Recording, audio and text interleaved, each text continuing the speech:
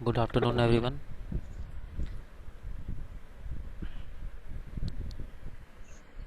Good afternoon sir. बाकी लोग बेटा अपना अपना सिस्टम म्यूट कर लीजिए। आप लोग सब लोग अपना अपना सिस्टम म्यूट कर लें।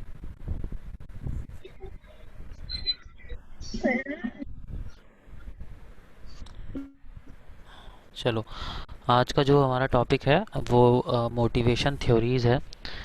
तो मोटिवेशन थ्योरीज़ में आज हम लोग हर्ज़बर्ग्स मोटिवेटर्स एंड हाइजीन फैक्टर, जिसको हम लोग दूसरे नाम से हाइजीन थ्योरी के नाम से भी जानते हैं। जैसे आपके सिलेबस में यूनिट 2 में एक छोटा सा पॉइंट दिया हुआ है लास्ट में, अगर आप देखोगे वहाँ पे 4 थ्योरीज़ के बारे में डिस्कशन हुआ, जिसमें से 2 हम लोगों ने पढ़ चुके हैं।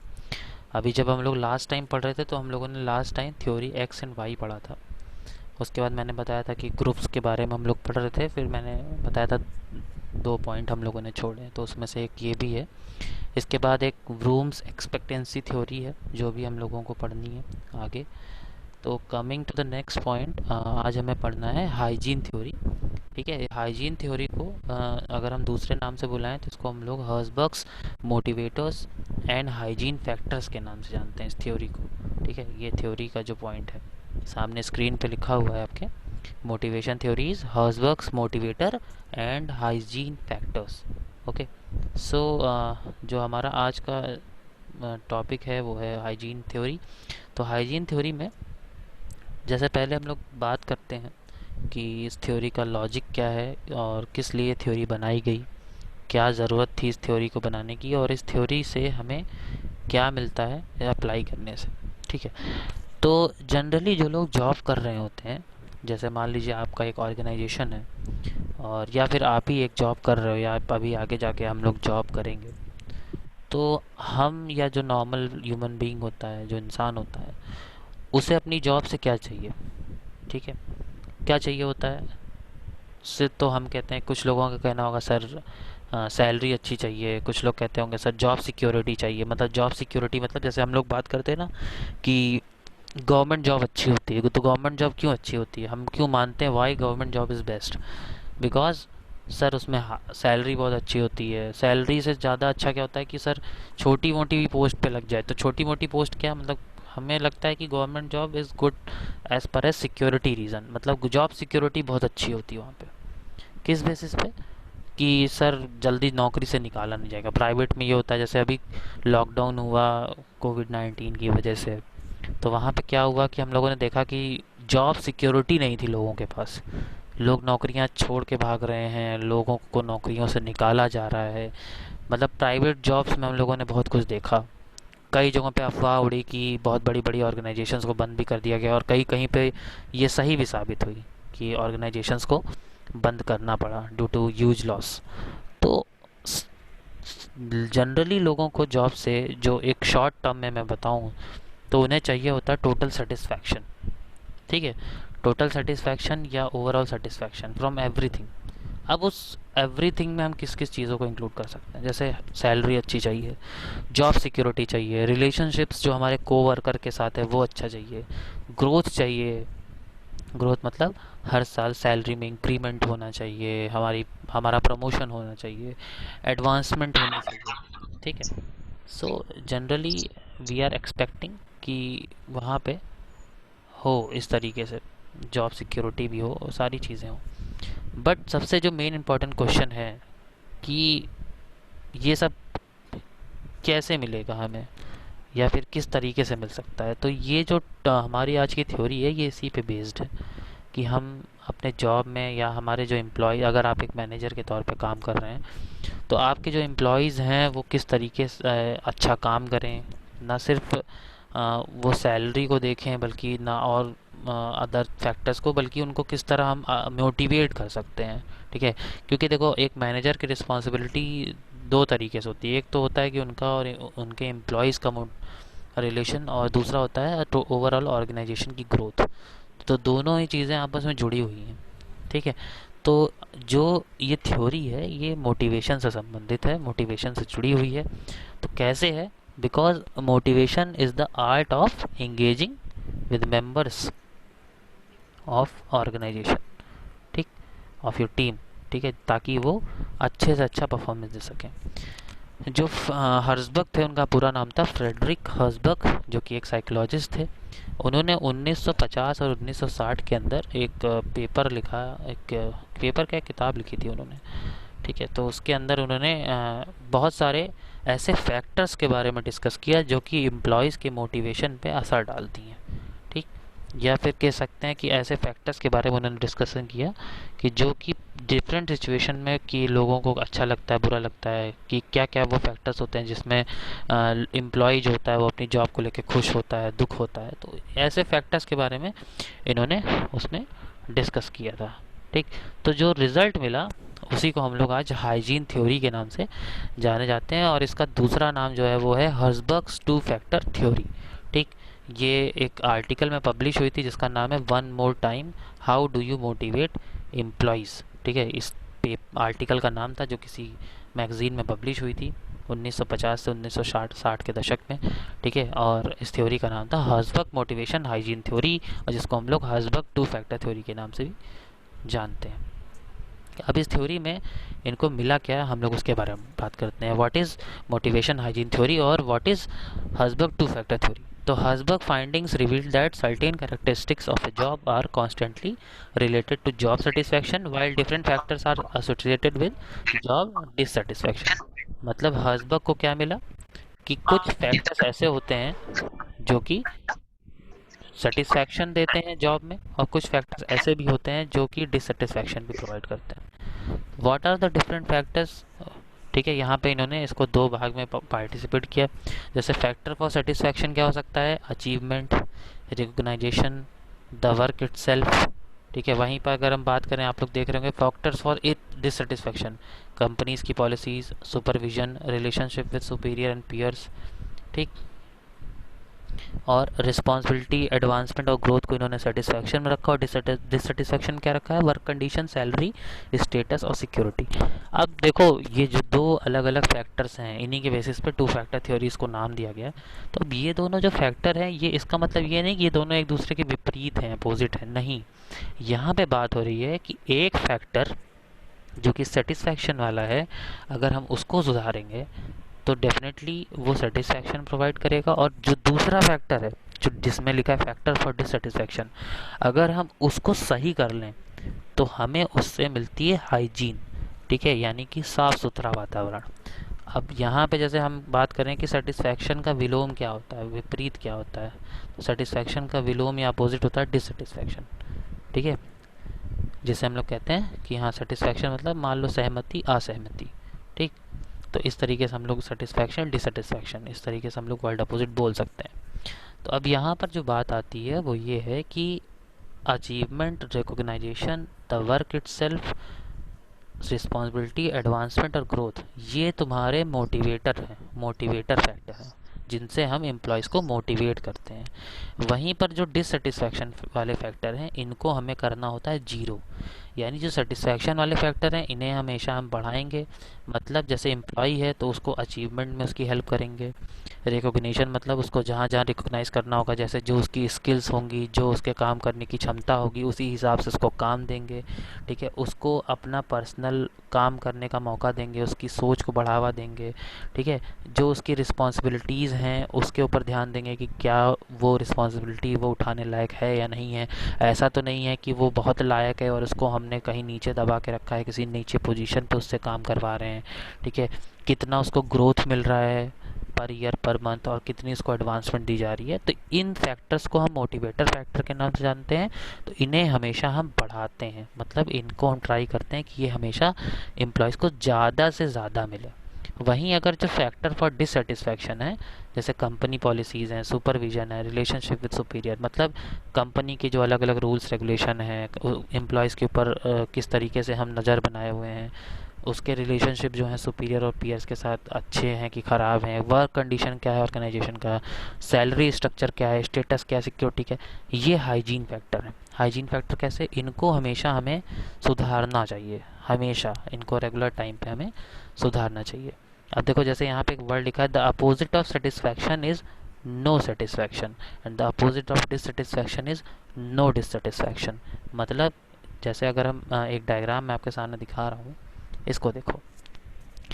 जॉब सेटिस्फैक्शन क्या है, जो कि इन्फ्लुएंस्ड बाय मोटिवेटर फैक्टर्स, यानी जो अभी मैंने बताया achievement, recognition, responsibility, work state, ठीक है, ये जो है ये मोटिवेटर फैक्टर हैं। और हाइजीन फैक्टर से इन्फ्लुएंस क्या होते हैं, वर्किंग कंडीशन, को वर्कर, जो भी हम लोगों ने पढ़ा, ठीक है, बेसिक वेज, सैलरी। तो यहाँ पे देखो लिखा है improving the motivator factor increase job satisfaction, यानी अगर हम इनको इंक्रीज करते हैं, ठीक, जो आपके सामने दिख रहा होगा, ये वाले डायग्राम में आप लोग देखिए, तो यहाँ पे आप देख रहे हो कि अगर हम मोटिवेटर फैक्टर्स को इंक्रीज करेंगे तो हम किसको इंक्रीज कर रहे हैं, जॉब सेटिस्फैक्शन को इंक्रीज कर रहे हैं। और वहीं पर अगर हम हाइजीन फैक्टर को डिक्रीज कर रहे हैं, ठीक है, hygiene, improving the hygiene factors decreases job satisfaction, मतलब यहाँ पे बढ़ाना है और यहाँ पे अगर हम घटाएंगे तो ये और घट जाएगा, मतलब जॉब सेटिस्फैक्शन और नीचे हो जाएगा। मतलब जैसे सैलरी है, तो सैलरी को घटाओगे तो क्या होगा, ठीक है, improving the hygiene factor decreases job satisfaction, salary को घटाओगे तो जॉब डिससेटिस्फैक्शन बढ़ जाएगा, घटेगा नहीं। और वहीं सैलरी को अगर हम बढ़ाते हैं, इम्प्रूव करते हैं, तो उससे जॉब सेटिस्फैक्शन क्या होता है, डिक्रीज होता है। जैसे लिखा ना, improving the hygiene factors decreases job dissatisfaction, याद रखना यहाँ पे सेटिस्फैक्शन है, डिससेटिस्फैक्शन। जैसे किसी चीज़, मान लो सैलरी आपकी, किसी जगह पे आप बहुत काम करते हो और आपकी सैलरी एक एवरेज सैलरी मान लो कम है, आपको लगता है कि कम है, तो इससे आपको क्या होगा, जो डिससेटिस्फैक्शन होगा, मतलब आप डीमोटिवेट होकर, डिससेटिस्फैक्शन होगा, आपके अंदर मोटिवेशन की कमी आएगी, ठीक। तो डिससेटिस्फैक्शन होता है। और अगर हम इसी हाइजीन फैक्टर को इम्प्रूव कर दें, मतलब salary is a hygiene factor, और इसको इम्प्रूव करने का मतलब इसको बढ़ाएं, इसको ऊपर करें, तो ये क्या करेगा, ये आपके जॉब डिससेटिस्फैक्शन को घटा देगा। जैसे भाई सीधी सी बात है, अगर हम आपकी सैलरी को बढ़ा दें तो कहीं ना कहीं आपको क्या लगेगा, अच्छा लगेगा, तो इससे आपका जॉब डिससेटिस्फैक्शन क्या है, वो डिक्रीज होगा। तो बेसिकली जो ये डायग्राम है, यही हर्ज़बर्ग का टू प्रिंसिपल फैक्टर्स थ्योरी है, जो हम पढ़ रहे हैं, जिसको हम लोग हाइजीन फैक्टर के नाम से जानते हैं, हाइजीन थ्योरी के नाम से जानते हैं। तो हमें सिर्फ ये याद रखना है, जो मोटिवेटर फैक्टर हैं, जैसे achievement, recognition, responsibility, work itself, advancement, personal growth, ये क्या है, ये मोटिवेटर फैक्टर हैं। इनको क्या करना है, इनको बढ़ाना है, इनको इंक्रीज़ करना है। इंक्रीज़ करोगे तो जॉब सेटिस्फैक्शन भी इंक्रीज़ होगी। वहीं हाइजीन फैक्टर को क्या करना है, हाइजीन फैक्टर को भी बढ़ाना है, घटाना नहीं, बढ़ाना है। बढ़ाने से क्या होगा, बढ़ाओगे, अच्छा करोगे, तो जॉब डिससेटिस्फैक्शन कम होगा। तो जितना जॉब डिससेटिस्फैक्शन को हम लोग कम करेंगे, उतना वो बंदा जॉब सेटिस्फैक्शन की तरफ बढ़ेगा। पर इसका मतलब ये भी नहीं होता, जैसे अभी मैंने ये एग्जांपल आपके सामने रखा था यहाँ पे, इस स्क्रीन पे आप लोग देखिए, तो the opposite of satisfaction is no satisfaction and the opposite of dissatisfaction is no dissatisfaction. मतलब हमें, जैसे मान लो कम सैलरी है तो ही इज़ डिससेटिस्फाइड, तो हमें डिससेटिस्फाइड से नो डिससेटिस्फाइड पे लाना है, मतलब हमें न्यूट्रल पे लाना है। हमें उसको सेटिस्फाइड नहीं करना है, क्योंकि कोई भी बंदा कभी भी सेटिस्फाइड नहीं होना चाहिए। इफ़ और ही और she will be satisfied, then there will be no interest in motivation. अगर कोई भी इंसान सेटिस्फाई हो गया, ठीक है, तो वो कभी भी उसको मोटिवेशन नहीं दिया जा सकता, याद रखिए। जैसे अभी आप पढ़ रहे हो, अब मान लो तुम बीबीए कर रहे हो, तुम्हारा एक टारगेट होगा कि मैं जितना अच्छा पढ़ूंगा मेरे उतने अच्छे मार्क्स आएंगे। मतलब आपको पढ़ाई अगर आप इंक्रीज़ करते हो तो आपके मार्क्स भी इंक्रीज़ होंगे, ठीक है। तो अब अगर एक लिमिट होती है, जैसे अब आपने टारगेट कर लिया कि मुझे 80% लाना है, मान लो तुम्हें 80% मिल गया और तुम उस पर सेटिस्फाई हो गए कि अरे वाह, अब तो मैं 80% आ गया, अब तो मैं सेटिस्फाइड हो गया, तो मैं अब इतना ही पढ़ूंगा।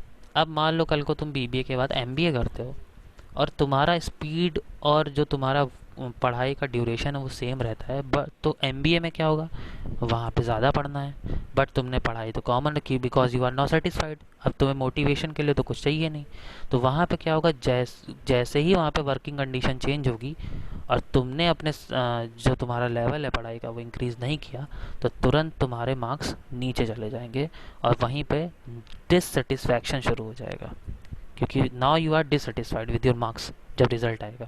तो हमें हमेशा क्या करना है, वर्किंग कंडीशंस के हिसाब से पहली बात तो कभी भी किसी को पूरी तरीके से सेटिस्फाइड नहीं होना चाहिए, चाहे एज ए एम्प्लॉय आप हैं चाहे एज अ मैनेजर। आप अपने एम्प्लॉय से भी सेटिस्फाइड ना तो ये हमेशा उसको मोटिवेट करना है कि ज़्यादा से ज़्यादा वो काम करे, जो भी उसके स्किल्स हैं जो भी उसके क्वालिफिकेशंस हैं उसके अकॉर्डिंग उसको काम मिलता रहे और वो नई नई चीज़ें सीख करके आगे बढ़ता रहे, ग्रोथ होती रहे। तो इस चीज़ पे हमें ध्यान देना है। इस थ्योरी में हमें यही बताया गया है। जितना अच्छा आपका हेल्दी वर्क इन्वायरमेंट होगा उतना अच्छा आपका, जितनी अच्छी आपकी टीम बिल्डिंग होगी, जितना अच्छा आपका लीडरशिप स्किल होगा उतने ही अच्छा आपका एम्प्लॉय परफॉर्म करेगा। ठीक।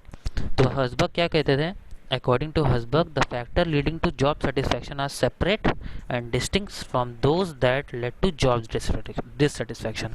इनके अकॉर्डिंग जो जॉब सेटिस्फैक्शन के फैक्टर थे, मतलब जिनसे हमें जॉब सेटिस्फैक्शन मिलता है, वो फैक्टर जॉब डिससेटिस्फैक्शन वाले फैक्टर से बिल्कुल अलग हैं, बिल्कुल ही भिन्न है। ठीक। अगर हम इसका क्या मतलब हुआ कि if you set about eliminating dissatisfying job factors you may create peace but not necessarily enhance performance. इनका मतलब था कि जैसे किसी चीज़ में डिससेटिस्फैक्शन है, मान लो कोई बंदा है काम कर रहा है उसको सैलरी कम मिलती है, वो डिससेटिस्फाइड है, और तुम उसकी सैलरी बढ़ा दो तो हाँ उसको शांति तो मिल जाएगी, मतलब उसका डिससेटिस्फैक्शन लेवल तो कम कर दोगे मगर उसका परफॉर्मेंस तो नहीं इंक्रीज कर पाओगे, है ना। वो काम तो वैसे ही करेगा, काम तो उतना ही करेगा। तो एक्चुअली में हमें क्या करना है, एक्चुअली में उसकी सैलरी कुछ इस तरीके से बढ़ानी है कि वो मोटिवेट हो और उसकी परफॉर्मेंस इम्प्रूव भी हो। इसीलिए आप लोग देखते होंगे बहुत सारे ऑर्गेनाइजेशन में टारगेट सिस्टम चलता है, टारगेट दिया जाता है और उस टारगेट को अचीव करने के लिए सैलरी इंक्रीमेंट नहीं बल्कि कुछ इंसेंटिव प्लान्स रखे जाते हैं कि अगर आप इतना अचीव कर लेते हो तो आपको इतना रुपए मिलेगा, आप इतना अचीव कर लेते हो तो आपको ये प्रमोशन मिलेगा, आप इतना अचीव करोगे तो आपको ये मिलेगा, प्राइज़ मिलेगा, गिफ्ट मिलेगा।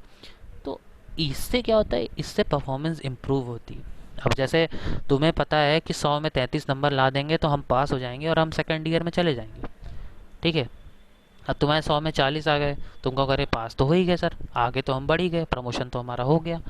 बट इससे तुम्हारा परफॉर्मेंस क्या इंक्रीज होगा? नहीं। इसीलिए जो यूनिवर्सिटीज़ होते हैं, कॉलेजेस होते हैं, स्कूल्स होते हैं, वहाँ पे फर्स्ट सेकंड थर्ड फोर्थ आने वाले लोगों को प्राइज़ दिया जाता है so that they will motivate and they will improve their performance according to that. ठीक है। तो ये जो हर्सबर्ग हाइजीन थ्योरी है ये हमें यही सिखाती है। ठीक है। तो इसमें जो मेन फैक्टर्स हैं, जैसे लास्ट में ये डायग्राम दिया हुआ है, ये हमें तैयार करना है। बाकी मैंने स्टेप्स जो समझा दिए मैंने डायग्राम ऐड कर दिया लास्ट में, इसमें आप लोग देख सकते हैं। ठीक है। और इसको अच्छे से हमें पढ़ना है। बाकी थ्योरी बहुत छोटी सी है, ज़्यादा बड़ी नहीं है। ठीक। और असाइनमेंट क्वेश्चन मैं अभी नहीं दे रहा हूँ, नेक्स्ट क्लास में दूंगा जब रूम्स एक्सपेंडेंसी थ्योरी पढ़ा दूंगा तब। ठीक। किसी को कुछ पूछना है इस थ्योरी से related, now you can ask anyone.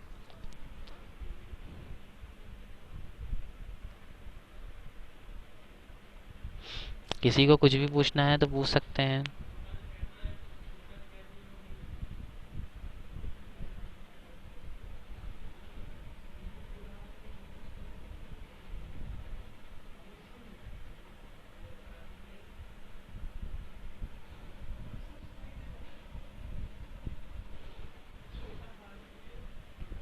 चलो मतलब सबका सब कुछ समझ में आ गया है आज, है ना। Okay good. सर हाँ बोलिए। सर क्या हुआ? सर थोड़ा वो इंटर्नशिप के बारे में थोड़ा बता दीजिए। वो जो सर आपने दिया था इंटर्नशिप वाला। कौन हेलो सा बेटा? सर, आपने जो दिया था, अरे ऐसे ग्रुप पे डाला था इंटर्नशिप वाला, उसके इंटर्नशिप? बारे में थोड़ा सा बता दीजिए। कौन सा इंटर्नशिप? अरे सर जो कल डाले थे, कल फॉर्म के लिए, फॉर्म अप्लाई करने के लिए, वही। कल मैंने तो कुछ भी नहीं डाला था। अरे सर डाले थे 1 बज के कुछ मिनट पे डाले थे सर। होम मतलब घर पे बैठ के हम फॉर्म को अप्लाई कर वो सकते हैं बेटा जूम मीटिंग सर पे। इंटर्नशिप तुम्हारे वाला, तुम्हारे लिए नहीं है, वो इंटर्नशिप। सेकंड और थर्ड ईयर के लिए है बेसिकली। मैं तुम्हें इसलिए डाल दिया ताकि तुम लोग को पता रहे, जब तुम लोग सर सेकंड ईयर में पहुंचोगे तब तुम्हें वो इंटर्नशिप करने की ज़रूरत पड़ेगी ना।